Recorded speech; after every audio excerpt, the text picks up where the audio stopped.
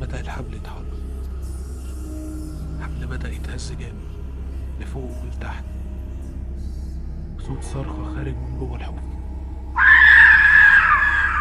بس الصرخة دي مش صوت بني آدم. شدينا الحبل بسرعة بس ما لقيناش وليد. لقينا ورقة مرسوم عليها خريطة، مكتوب تحتيها كلام بس بلغة مش مفهومة. الخريطة كانت مرسومة بالدم،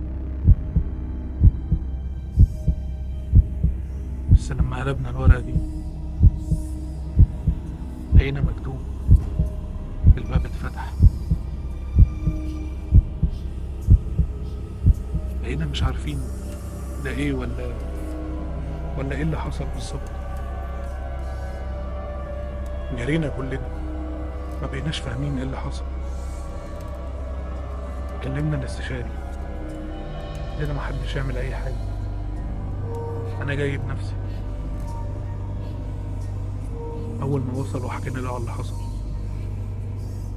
هنا هو انا مش قلت لكم محدش يعمل اي حاجة بعد الساعة 6 المغرب؟ قلنا له وليد اللي اصر ينزل. اتقفل الموضوع على كده. ولما جه البوليس اتأيدت ان هو اللي عمل في نفسه كده، وانه نزل تحت. وعشان العمق هنضطر نستنى لحد ما نعرف نطلع الجثة.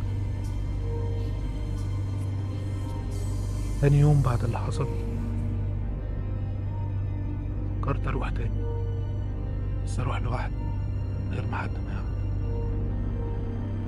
فعلا رحت، بصيت على الحفرة، وبدأت أصرخ على وليد وأناديه يمكن يسمعني، لكن لا حياة له. وفجأة وأنا واقف لقيت نفس الشخص اللي عم رمضان حكى عنه واقف جنب جنب الحفرة، بيبص لي، بيبتسم ابتسامة مرعبة.